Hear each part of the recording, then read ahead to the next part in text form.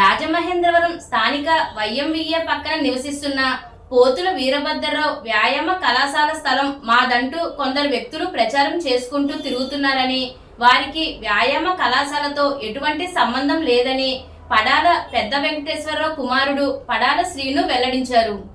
ఈ సందర్భంగా YMVA lift నిర్మాణానికి ఆ స్థలాన్ని తాను అమ్మేశానని, వారి వద్ద నుంచి 11 లక్షల రూపాయలు తీసుకున్నానని జరుగుతున్న ఆరోపణలు ఖండించారు. ప్రెస్ క్లబ్లో గురువారం జరిగిన మీడియా సమావేశంలో కందకం శ్రీను మాట్లాడుతూ, ఈ వ్యాయామ కళాశాల నిర్వహణకు పూర్తి స్థాయిలో సహకరించింది తన తండ్రి పడాల పెద్ద వెంకటేశ్వరరావు అని అన్నారు.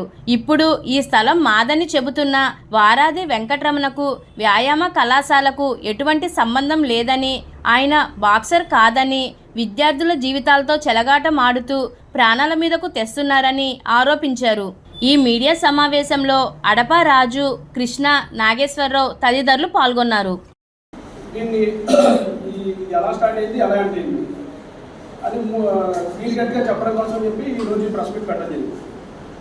ఈ కళాశాల 1965లో కీర్తిశేషులు మా గురువు గారు చిన్ని లక్ష్మణరావు గారు, ఆయన లక్ష్మణ్ గారు అనేవాడు.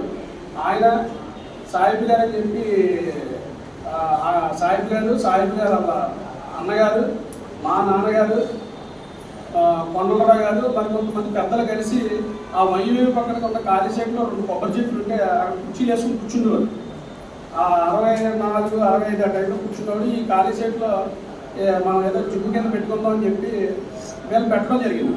1965లో పెట్టి అందులో ఒక డంగల్ కింద తయారు చేసి కుస్తీ పైల్పాన్ కింద కుస్తీలు దెబ్బలాడేవారు. వీళ్ళు 1970 ఆ టైంలోకి వచ్చేసరికి అందులో మంచి పైల్పాన్ బయటకు వచ్చి వేరే ఏలూరు, విజయవాడ చుట్టుపక్కల ప్రాంతాల్లో పెట్టి కుస్తీ పోటీల్లో మా వాళ్ళు మొదటి ప్లేస్ సాధించడం, విజయం సాధించడం జరిగింది.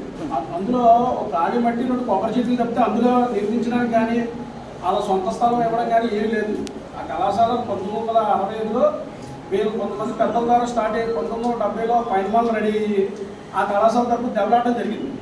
ఇలా రెజ్లింగ్ అందులో జరుగుతూ ఉండగా ఆ కళాశాల రాను రాను ఈ క్రౌడ్ మొత్తం జనాలు పెరగడం జరిగింది. పైల్మాన్లు పెరిగి అందులో 4 జిమ్ చేస్తే 4 వెయిట్ చేయాలి. అది మొత్తం టోటల్ 33 గజాలు ఎంత ఉంటుంది.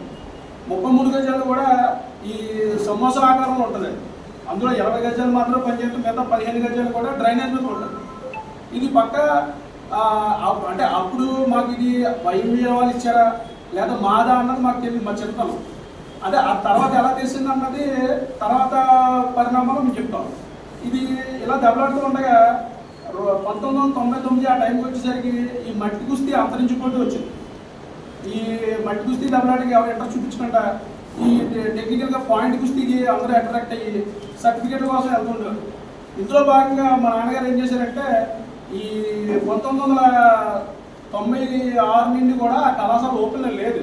ఎందుకంటే ఎవరో కూడా ఇంట్రెస్ట్గా వచ్చి జిమ్ చేసేవారు కాదు. అప్పు నుండి అలాగా పాడుపడిపోయిన దానిలో పడి ఉండేది ఆ కళాశాల. వీళ్ళు మన క్లైమ్ చేస్తూ దానికి కరెంట్ ఉందని, కరెంట్ బిల్లు కట్టామని చెప్తున్నారు. యాక్చువల్గా మా కళాశాల స్టార్ట్ అవ్వకముందే 15 సంవత్సరాల ముందరే అక్కడ రామాలయం ఉంది మా ముందర. మేము మా కరెంట్ రామాలయం నుండి ఒక వైర్ తీసుకొని ఒక ట్యూబ్లైట్ పెట్టుకునేవాళ్ళం. కేవలం కళాశాలలో ఒక ట్యూబ్లైట్ మాత్రం ఉండేది. కరెంట్ బిల్లు కూడా రామాలయానికి వెళ్ళేది.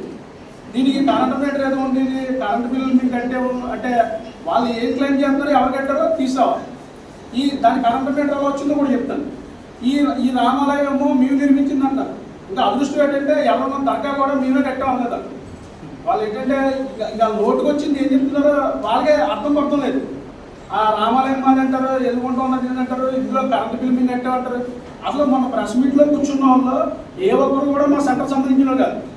ఆ మధ్యలో కూర్చొని మాట్లాడుతున్న వాడల రామయ్య గారు ఆయన ఎవరైతే ఉన్నారో ఆయన మా కళాశాల సంబంధించిన కాదు, ఆయన కుస్తీ పైల్మాన్ కాదు. ఇంకోటి ఆయన మనం క్లైమ్ చేసుకున్నట్టు నేను బాక్సర్ అని చెప్తున్నాడు. బాక్సర్గా అది ఎంత ప్రాణాంతకమైన క్రీడ, అది నేర్పించాలంటే ఎంత నైపుణ్యం ఉండాలి. అందులో వానమాలని తెలుసు ఆయనకి, ఎక్కడైనా కంటెస్ట్ చేశాడా, పోనీ ఆయనకి నేర్పించిన గురువుగారు ఇప్పుడు ఈయన బాక్సింగ్ నేర్పించిన గురువుగారు ఈయన పిల్లల ప్రాణంతో చెలగడబడుతున్నాడు. 1996 నుండి ఖాళీగా ఉన్న కళాశాల వదిలేసి ఇప్పుడు కళాశాల నాకు కావాలి, కళాశాల లాగంటే అసలు కళాశాలకి ఈయనకి అసలు 1% సంబంధం లేదు. ఈయన మన క్లైంట్ చెప్తూ అసలు శ్రీనుకి దీనికి ఏంటి సంబంధం అన్నాడు. ఇప్పుడు ఎవరైతే ప్రశ్నించారో వాళ్ళకి చెప్తున్నాను. 2003లో డిసెంబర్ నెలలో ఇక్కడ డిస్ట్రిక్ట్ ఫస్ట్ కొట్టాం. నేను నా స్నేహితుడు శేఖర్ రాజా అని చెప్పి మీ ఇద్దరం కూడా పొడుగురాజు గారి దగ్గర పేపర్ మీద దగ్గర ట్రైనింగ్ అయ్యేవాళ్ళం. ఇక్కడ 2003లో రాజా నేను కలిసి ఫస్ట్ ప్లేస్ వస్తే మమ్మల్ని స్టేట్కి సెలెక్ట్ చేస్తే ఎల్బీ స్టేడియంలో హైదరాబాద్లో గోల్డ్ మెడల్ కొట్టాను. పోతుల రామస్వామి వేంకట సొంతటి శేఖర్ రాజా తనకి ఫస్ట్ ప్లేస్ వచ్చింది. మళ్ళీ మా ఇద్దరు నేషనల్ సెలెక్ట్ చేశారు. మేము అమరావతి అక్కడ మహారాష్ట్రలో అమరావతి వెళ్ళి దెబ్బలాడాం. అక్కడ రాజాగామ ఎనానమస్ ఫస్ట్ ప్లేస్ ఇచ్చారు. నేను 60 కేజీల కేటగిరీలో దెబ్బలాడినప్పుడు ఫైనల్లో పాయింట్తో నన్ను పోయింది సెకండ్ ప్లేస్ వచ్చాను. మాకు అబ్జెక్ట్ అని చెప్పి చాలా సంవత్సరాల నుండి క్లైమ్ చేసుకుంటూ వచ్చారు శివరామ సుబ్రహ్మణ్యం గారు. సరే ఇది సాహిబ్ గారు అలా కళాశాలలో ఉంటాడుగా ఒకరోజు సడన్గా సాహిబ్ గారు ఫోన్ చేశారు మా నాన్నగారు. బాగా ఇక్కడ అర్జెంటుగా వైవి వాళ్ళు గోడ ఏదో జరిపేస్తున్నారు, నువ్వు అర్జెంటుగా రావాలని ఫోన్ చేశారు. ఫోన్ చేస్తే నేను మా నాన్నగారు మా కళాశాలలో చేసినటువంటి కొంతమంది వ్యక్తులు కలిసి అక్కడికి వెళ్ళాం. వెళ్తే అక్కడ వైవిఏ సంబంధించిన మండల శివ గారు వీళ్ళందరూ ఉన్నారు. వాళ్ళు ఏం క్లైమ్ చేస్తున్నారు, మేము మా పూర్వీకులు మీకు ఇచ్చారు, అప్పుడు ఖాళీగా మీరు ఇంటిగా జరగకూడదు కాబట్టి మీకు ఇచ్చారు కాబట్టి మీరు ఇప్పుడు చూసేయలే కదా మాకు అబ్జెక్ట్ అని చెప్పంటే మా నాన్నగారికి వాళ్ళకి మాకు వాగ్వాదం జరిగింది. ఒక గానో టైంలో మండల శివ గారు నేను కొట్టుకునే స్థాయికి పోయింది గొడవ. అప్పుడు మా ఇద్దరికి సాన్నిధ్యంగా ఇద్దరం కూడా శివరామ సుబ్రహ్మణ్యం గారికి సాన్నిధ్యంగా ఉండేమని శివరామ సుబ్రహ్మణ్యం గారి ఫోన్ కూడా మీరు అర్థకంట డిస్కషన్ పడుతుందని చెప్పి శివరామ సుబ్రహ్మణ్యం గారు వాళ్ళు పిల్లే కళాశాలని ఏ రకంగా అమ్మేద్దామా అన్న ఆలోచనలో లేకపోతే ఏదో బేరం పెడతామన్న ఆలోచనలో ఈ ఇద్దరు వ్యక్తులు ఈ వాడాద్రవణ ఈయన స్నేహితులు ఇద్దరు కలిసి తిరగడం జరిగింది. శివరామ సుబ్రహ్మణ్యం గారి చుట్టూ తిరిగితే ఆయన ఒకటే చెప్పాడు, ఈ చిల్లర వ్యవహారాలు ఈ చిల్లరగాళ్ళతో మాట్లాడుతుంది ఏమంటే పెద్ద ఎగ్జెషన్ గారు చెప్పాం. ఆయన మాట్లాడతా అన్నారు కదా, కొద్ది రోజు టైం ఇవ్వమన్నారు కదా, మాట్లాడదాం అని చెప్పేసి ఆయన వదిలేశారు. ఇది ఎలా ఉండగా మా నాన్నగారు 2 years బ్యాక్ చనిపోయారు. మా నాన్నగారు చనిపోయిన తర్వాత మేము ఆ బాధలో ఉంటుండగా మా నాన్నగారు మృత్యుంజయ అట్టి కుస్తీలు ఎవరు దెబ్బలాట్లేదు. 3 గంటల సైట్ ఇప్పుడు ఎవరు లంగోటాలు కట్టుకొని ఇసులో వెళ్ళి కుస్తీ పోటీ ఎవరు చేయట్లేదు. మా నాన్నగారు చనిపోయిన తర్వాత శివరామ సుబ్రహ్మణ్యం గారు నాకు కబురు పెట్టారు. ఇప్పుడు మా నాన్నగారు చనిపోయిన సంవత్సరం తర్వాత కబురు పెట్టి ఆ కళాశాల అంగీకారంతో అయిపోతుంది కదా, అప్పుడు నేను చెప్తున్నాను కదా, అది మాకు లిఫ్ట్ ప్రొవిజన్ ఉంటే ముసలి పైకి ఎక్కడానికి మాకు వీలుగా ఉంటుంది కదా, అందులో కళాశాల గురువు గారి భార్య ఉంటుంది ఓనరు సత్యవతి గారు. ఆవిడని నువ్వు మాట్లాడి నీ మాట వింటున్నావు, నువ్వేదో సెర్చ్ చేయంటే ఈలోపు వీళ్ళు ఏం చేశారంటే ప్రతి చోట కూడా ఎవరో ఉంటాడు కదండి, శివరామ సుబ్రహ్మణ్యం గారు ఆ టీంలో కూడా ఎవరో ఉంటాడు. వాడు ఏం చేశారంటే ఈ రావణన్న ఆయనకి ఏమని ఈ కోండ్రు సచివాలయం ఎలాగైనా సరే నువ్వు కళాశాల 50,000 రూపాయలు కాంట్రాక్ట్ తీసుకొని వాళ్ళ దగ్గర ఈ కోండ్రు సచివాలయం వాడు ఉంటే అర్ధరాత్రి వెళ్ళి అక్కడ హడావడి చేయడం, ఒక సాధువుకి 500 రూపాయలు అద్దెకిచ్చాడు. కళాశాల సైట్ ఇప్పుడు కళాశాల తన ప్రేమ అని చెప్తున్నవాడు కళాశాల సైట్లో మాకు తెలియదు, మాకు తెలుసుంటే ఆ రోజు వ్యతిరేకించేవాళ్ళు. ఆవిడ కోండ్రు సచివతి గారు అన్నవాడిని ఇబ్బంది పెట్టడం కోసం ఈ 500 కోసం మొత్తం ఒక సాధువుని అయితే 500 రూపాయలు అద్దెకి ఆ కళాశాల ఇచ్చడం జరిగింది. కోండ్రు సచివతి గారు వచ్చి